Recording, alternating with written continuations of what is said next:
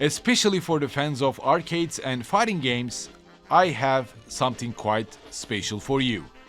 I've been following the development progress of Blazing Strike for more than 4 years, I assume. From its Patreon debut to key visual announcement, it interested me with its visuals and character designs. Developed largely by a single passionate creator, Minkyu Chung, Blazing Strike feels more than another indie fighting game.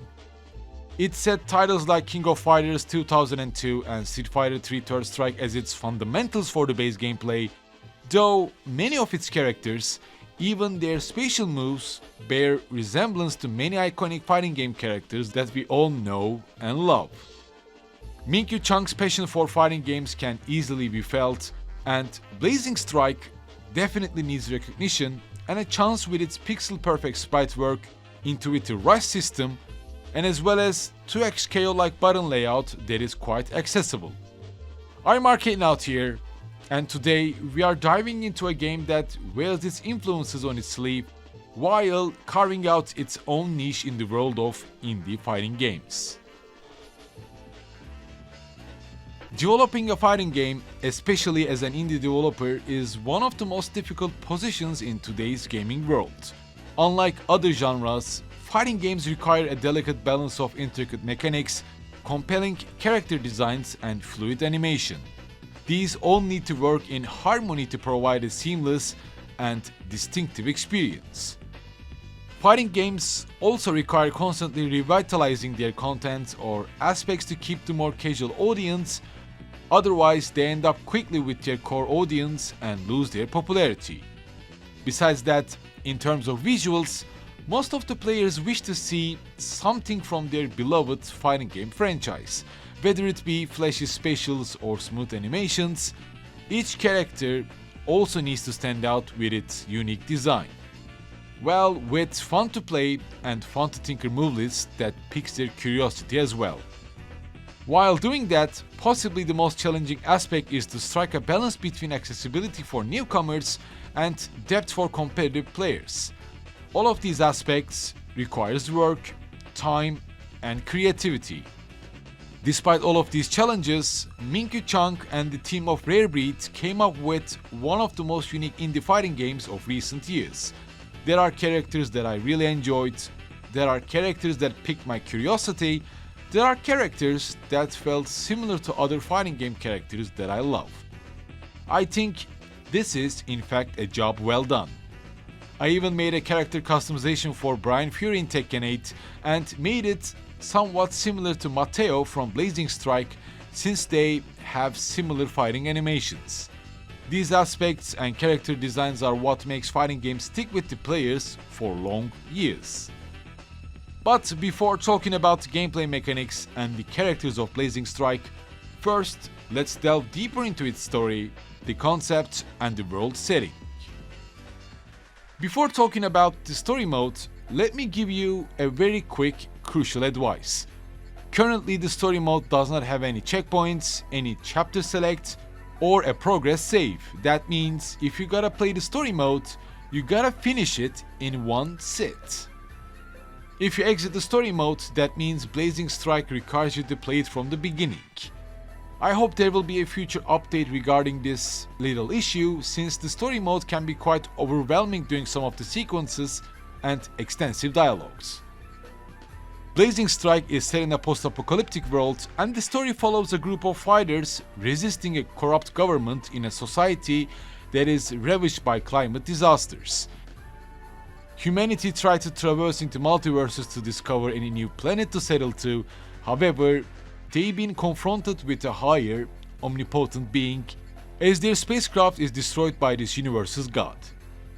In this dystopian, cyberpunk world setting, first we are greeted by Jake, who is recruited by Resistance Group, as the narrative follows the Resistance fighting against other organizations, trying to disrupt their plans, gathering intel on the leader of this society, Magnus. Need to say that the narrative is delivered through extensive dialogue sequences. Those are presented in visual novel style with comic book style panels and character portraits. Although these aspects sound appealing in theory, Extensive dialogues in visual novel sequences can overwhelm you quite quickly, and possibly make you skip these dialogues to move on to the fights quickly. What Blazing Strike generally lacks is these kinds of quality of life features, so that the players can speed up the story pacing or maybe select chapters to continue later on. I enjoyed the overall writing and the characters' unique places in Blazing Strike's world. It doesn't quite hit the mark in terms of engagement. As the story mode makes you face each and every character of the roster, you mostly play as the members of the Resistance. First Jake, then Gruffy, MJ, and Mateo. Since the arcade mode doesn't provide any backdrop to the world setting or the characters, for those who are curious about the setting of the Blazing Strike, the story mode is must play. In addition to that, two locked characters, namely Magnus and Erlich, can only be unlocked by finishing the story mode, but for some reason, I guess this was an in-game bug, but these two characters disappeared from my roster the next day I wanted to play Blazing Strike. And I'm 100% sure I saved my game after playing as Magnus for a while. Where Blazing Strike truly shines is in its core gameplay mechanics, which are further enhanced with character designs and their move lists. And within these, specifically the rush system is what makes Blazing Strike a fast-paced, captivating fighting game experience. At its heart, Blazing Strike follows the formula of 2D fighting games like The King of Fighters 2002 and Street Fighter 3 Third Strike.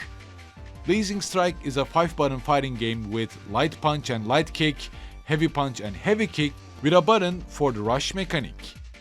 Light and heavy punches and kicks also allow you to do light and heavy versions of the special attacks, and with the use of this rush mechanic, Blazing Strike allows you to easily chain attacks into combos. The use of this rush system, albeit different from Street Fighter 6's modern controls, it can also be defined as somewhat similar to that. It allows you to perform accessible yet damage-dealing combos to create pressure.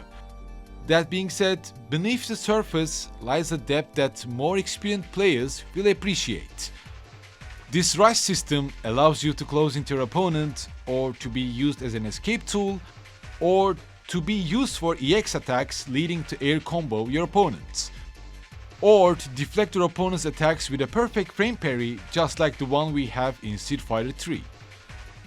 As you can guess, this rush system is the standout feature here. By using the stamina above your health gauge, you can activate this rush mode, allowing you for quicker movement and enhanced attack properties. Although this rush mechanic encourages aggressive, fast-paced playstyles, overuse of this rush mechanic can also leave your characters temporarily vulnerable, putting them in a dizzy state that opens them up for punishment. Blazing Strike keeps the balance between these in-depth mechanics with accessible combos, but some of the characters like Ryohei and Hana can be quite challenging for newcomers to the fighting game genre. Most of the characters have Fireball, Dragon Punch, and down-down motion special attacks. However, characters like Ryohei have these right-left-right motion special attacks that can be quite challenging to do in a match. Needless to say, the charm of Blazing Strike's combat is how these basic controls open up a range of possibilities once you begin experimenting with combos and the rush system. For beginners, this fundamental design makes it easy to pull off satisfying combos. On the other hand, experienced fighting game players can also appreciate the finer details, namely the air juggles with EX moves, frame-perfect parries, and the possibilities that come with this rush mechanic. Character design is another aspect where Blazing Strike truly excels. It features 16 unique characters, Magnus and Erlich locked behind the story mode and can be unlocked by completing it, and 14 of the roster with their own distinct fighting style, backstory and design. Blazing Strike's roster features a wide range of characters appealing to the fans of the fighting game genre, having close-range martial artists to katana-wielding Yakuza members, bodily enhanced Chinese monks to wrestler shamans, kusarigama wielding cyberpunk ninjas, commandos turning into demons, This roster showcases a wide variety of designs. The roster gives plenty of options to explore, from the Brian Fury-like Mateo with an instant super spatial to more technical characters like Mochizuki with her Kusarigama, or zoning-heavy characters like Zero. Each character is designed with care and feels distinct. In my opinion, each character has a strong and distinctive spatial move that also shapes their fundamental playstyle. Whether it be Jake's fireball, allowing him to rush pressure his opponents, or Shinsuke's rushdown traditional fighting style with a really quick and rather broken dive kick to check his opponents. On the other hand, we have also characters like Nagi with spatial moves and mechanics that push the boundaries of what you would normally expect from a traditional 2D fighter. She can stun her opponents with her cybernetic cobra, as well as zone her opponents from the ground. Blazing Strike's roster diversity in both design and gameplay options ensures that players of all styles will find a fighter that they can connect with.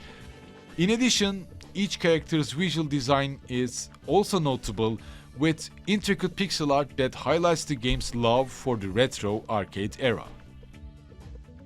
While Blazing Strike deserves attention with its character design and visual aesthetics, it is not without its flaws.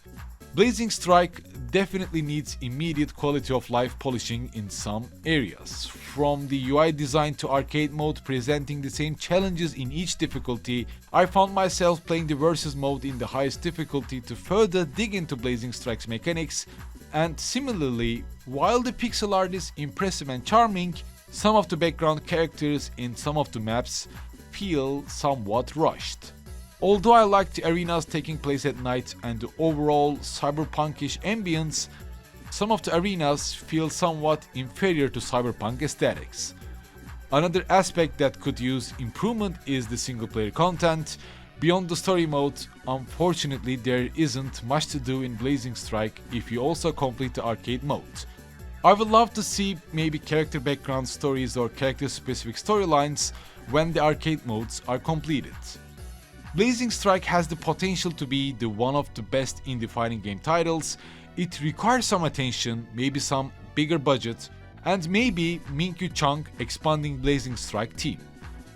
Of course, Blazing Strike has its mistakes, has its flaws, but none of these are fundamental fighting game mechanic mistakes.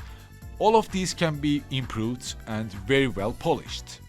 If you're a fan of indie games, maybe fighting games, or simply want to support a solo developer's ambitious project, Blazing Strike is definitely worth checking out. But for those seeking a more polished, complete fighting game experience, it may be wise to wait and see how the game evolves over time.